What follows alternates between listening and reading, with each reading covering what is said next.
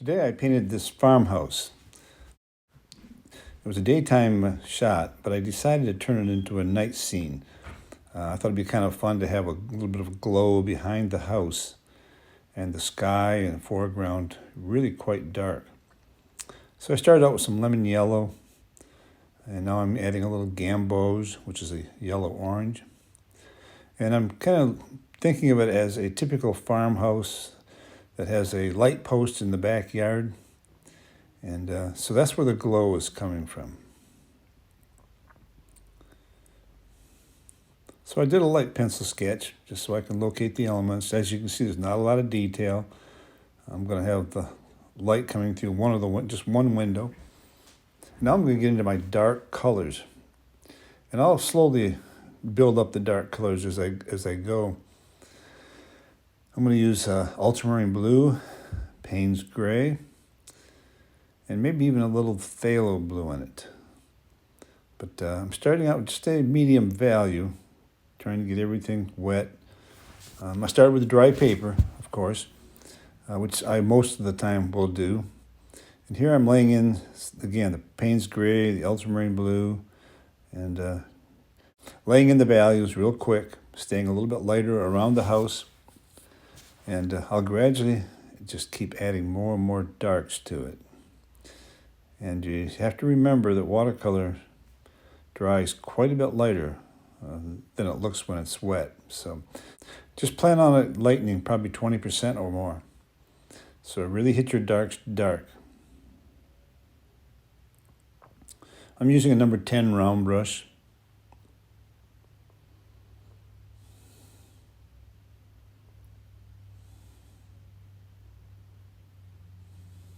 So obviously there's not a lot of detail in this painting. It's mostly just strong values.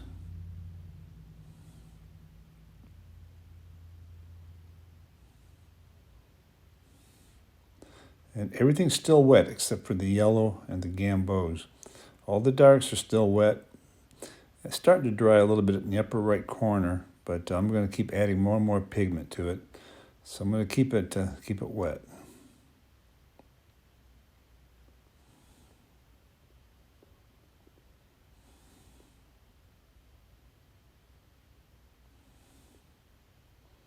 Now this looks like it's pretty dark right now, and it is, but it's not going to be as dark as I'm going to want it, so I'm hitting it a little stronger with some Payne's Gray and Ultra.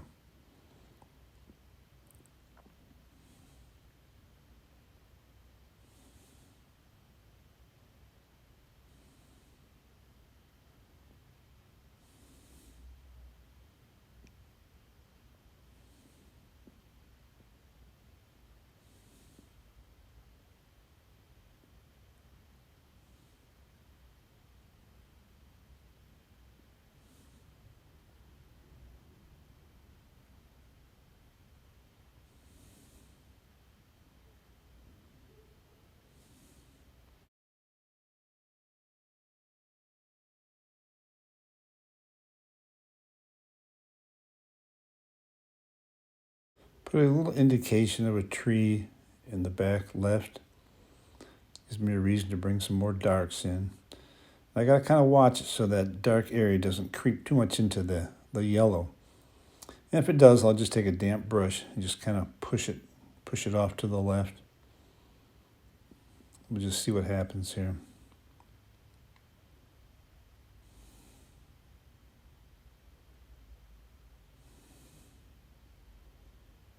Yeah, let's just push this color away. Keep that bright yellow.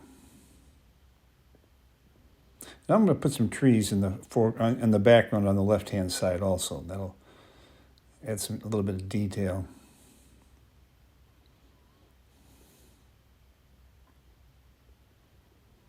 So now I'm taking a number 4 round brush.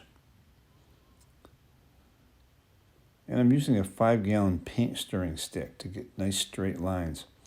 I don't always use that, but there are times when it's nice to have something nice and straight. And this works very, very well. Plus, you can also use it as a mull stick, like oil painters do.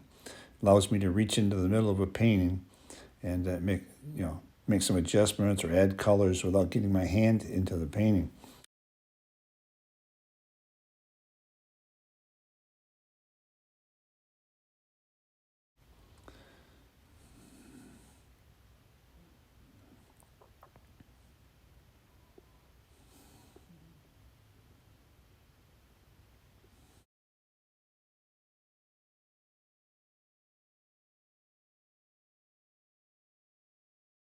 Again, going very, very dark.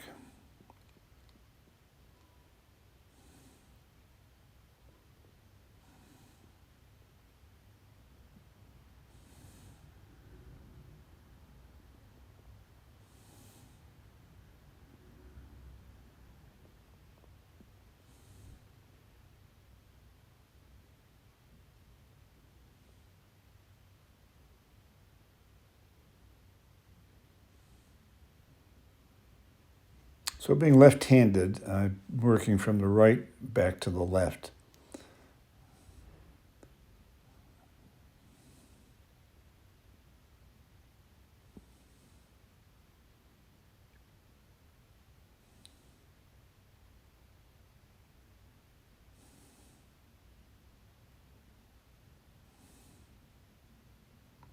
I'm not going to do that. I'm not going to put smoke coming out of the chimney in this piece. But if I wanted to, I would just take my number 10 round brush and just gently add the water above the chimney off to the top of the page. And then wipe my brush on a paper towel and then go back in and pull out some of the color that I've loosened up. I wouldn't really want to tap that with the paper towel because I make it take out more color than I really want to. But we'll save that technique for another project.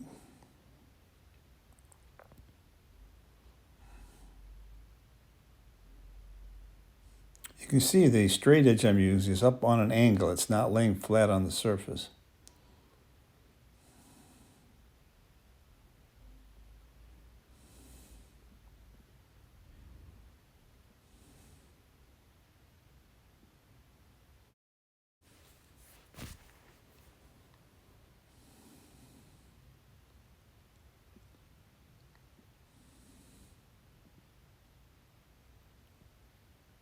Again, going a little darker in here. I think what I'll do is I'll pull a little of that dark out of there to give the impression of the light coming across that dark area on the left side. Just to break up all the flat dark areas. Just adds a little more interest if I just pull some of that color out.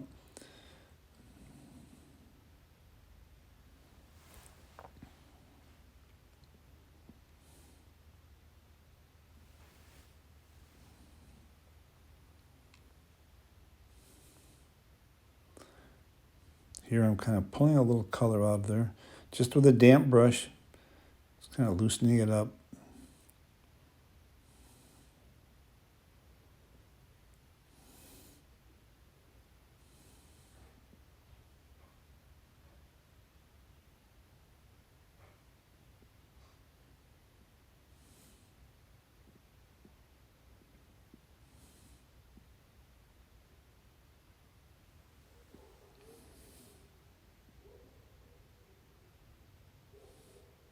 Here I'm using a little script brush. It's great for putting in delicate little trees and tree limbs. It's a real handy brush. And it's a number 1 script brush, and this one happens to be by Black Velvet. It doesn't hold a lot of paint, so you can't make long strokes with it. But for little trees and fine little branches, it works really nice.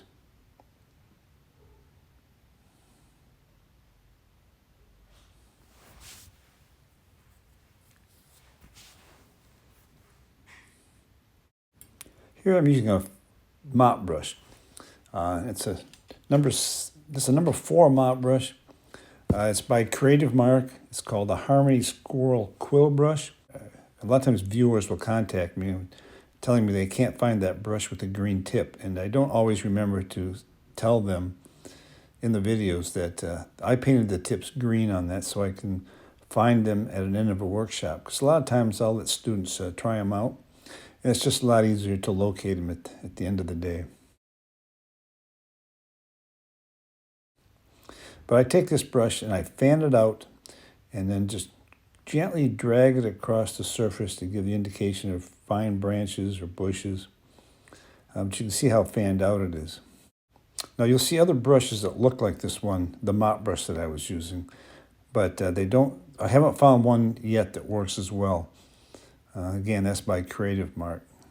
If you're going to buy one of these brushes, I suggest buy a number 4 and a number 6.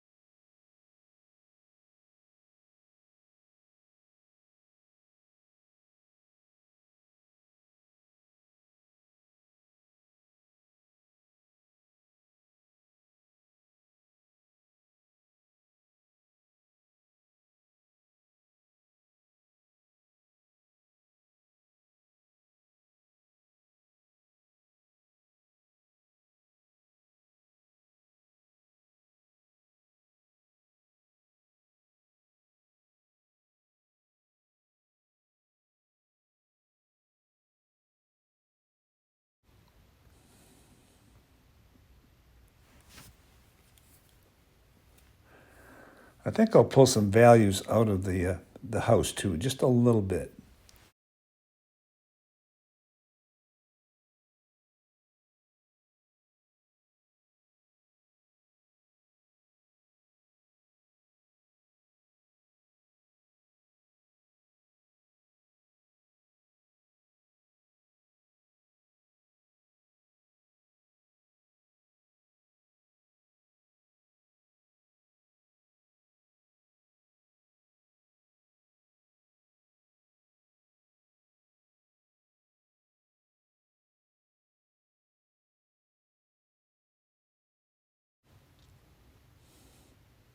So I just want to pull a little more color out here with a damp brush.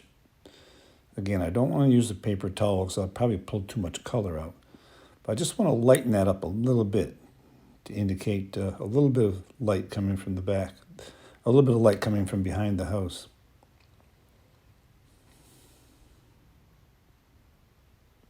And a little fine splatter, just for a little detail on the trees.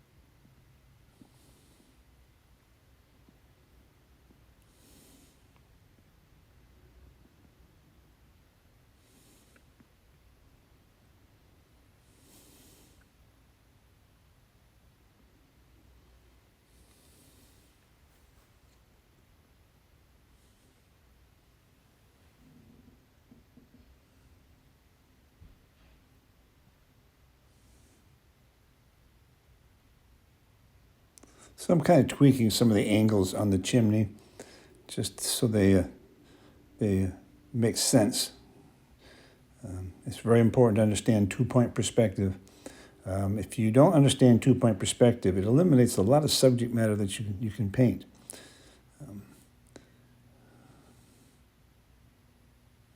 Use the script brush, put in those fine telephone lines, power lines.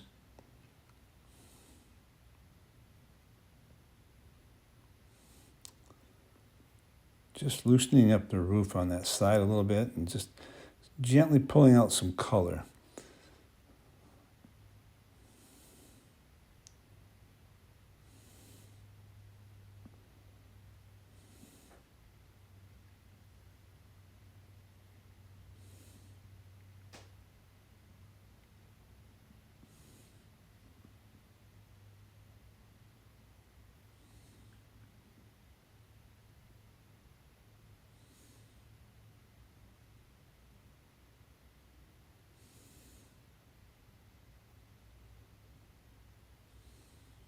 So I'm pushing down pretty hard with the brush, to loosen up the paint.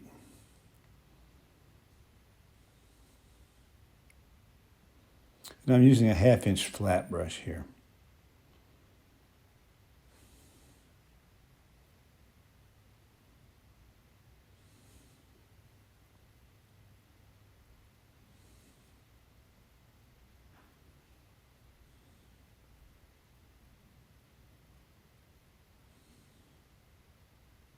So you can see when I used the paper towel how much color it pulled out.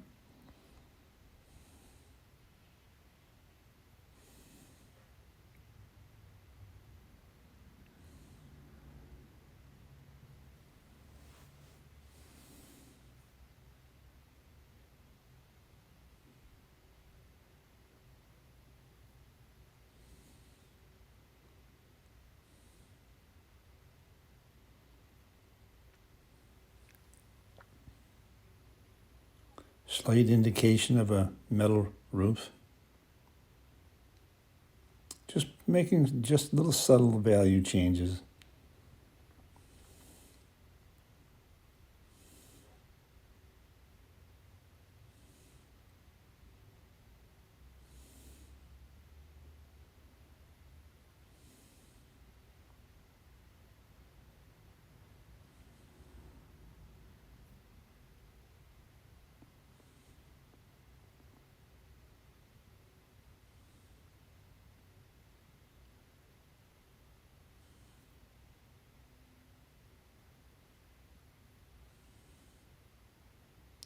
Trying to give a little form to the house without showing too much.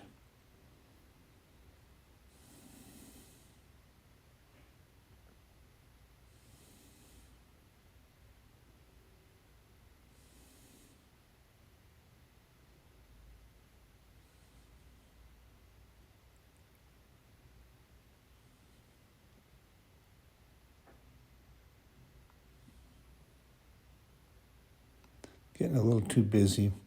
Decided to kind of calm it down a little bit.